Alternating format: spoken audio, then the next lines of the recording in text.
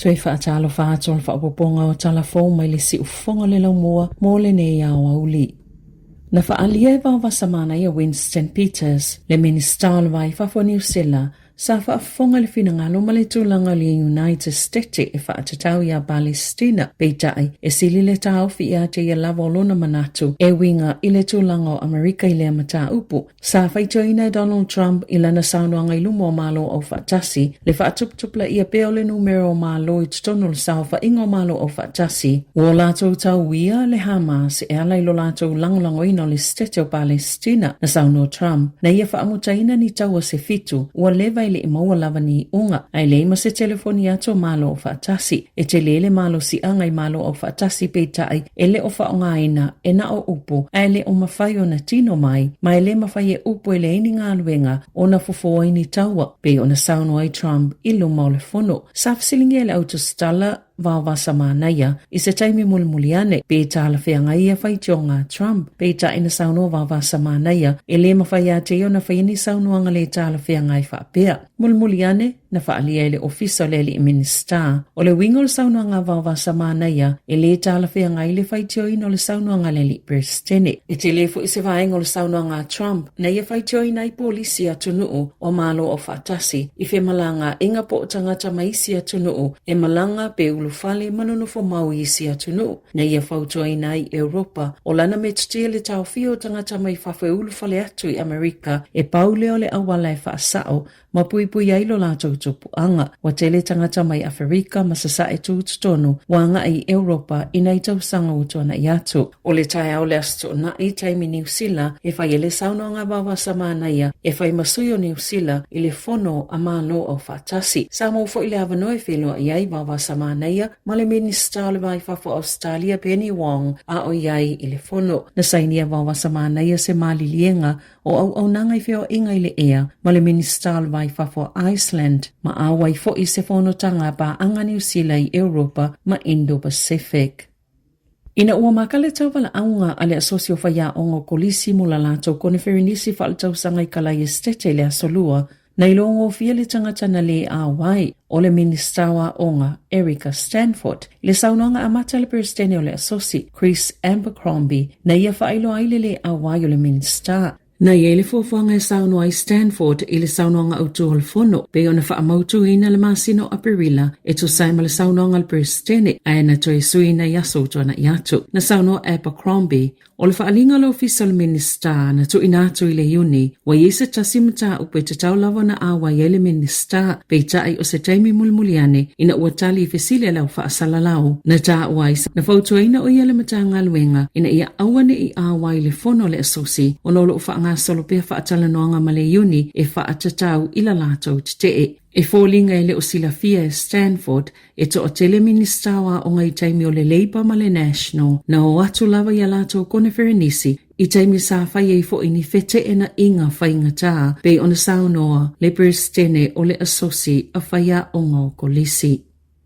Ua whaalia le vaenga e pule ina le whewa ingo waalele le ea i le tau nuu ma le tu wa ese mamalai waalele po le air traffic controller sa se sele saunoanga lo latou pulisili pe tai ele ita ina se sele atu nuu ina ua saunoa e whaasino lima i se isi company se taimina te lea ile whaale tonu ina ua motosia whesota inga o masini whaate konolosi o se whaale tonu i au nanga le masina talwai na mafoena fele le i whaata amilo ni waalele lunga ane Wellingtone o ni whainga malanga i le vao New Zealand ma Australia whaata se manisi malanga e wha ele i mawhaio na tu uvaa e se atu o le whaamatalanga le airways i lea taimi na mafua o no whaamatalanga o whainga malanga sa le mawhaio na whaasoa pe pasi atu e le isi polo kalame po le system anga i le isi polo kalame na sauno le po le sili James Young i le leitio New Zealand sa tala noa le airways ma se kampani e ngausina polo kalame o kompiuta e winga le whaale tonu ai o lea ua whaalia le airways na whaatau mau lava le whaala potonga le polo kalame ma o lātou e pa u ato i le whaale tonu le na tola i mai e le o au le vahenga na ngausia le polo kalame talo mai le silia malilua se fulu tau sanga ua toa nai sa ta pena maati na e lava le airways le polo kalame po le software talo mai le taimina o lātou amata whaongai nai.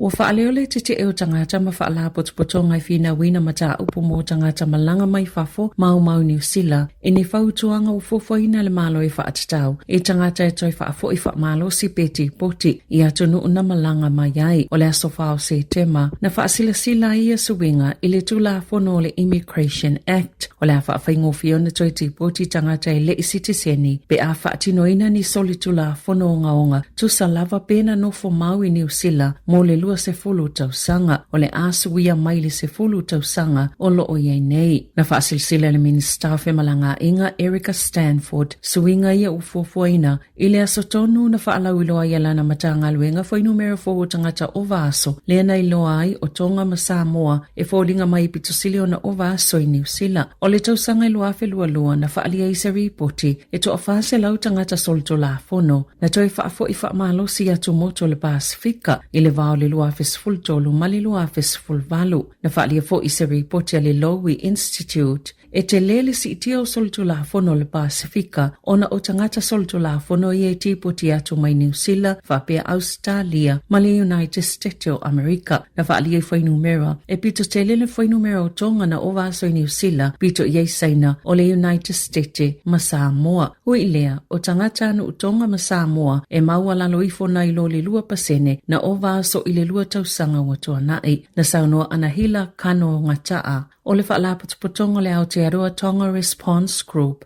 e leilo po le ale fuafanga le malo le ua whai pe aisea ua whai loa le whaamatalanga o tangata ua o vaso ma o se polisi fo I ua whaasala I Pasifika e mai se Sāmoa ma Tonga. O te tala ina atu le whale maliu le Morrison's Funerals I Aukilani le awanoa muli I ainga ina ia piki pe o atu e aveni lefu o lātou tangata o loo iei pe le whale maliu a o le I o lātou te wina pe lango mau ina whaatasi lefu o tangata I to o fitu se lau e le I avea lava na tā ua le whale maliu e iei se potu whaapito o loo te wina umai ia lefu o tu atu le awanoa I ainga ina ia o atu le whai ungo Novema ua piki lefu a o le I o lātou lango mawina whaatasi.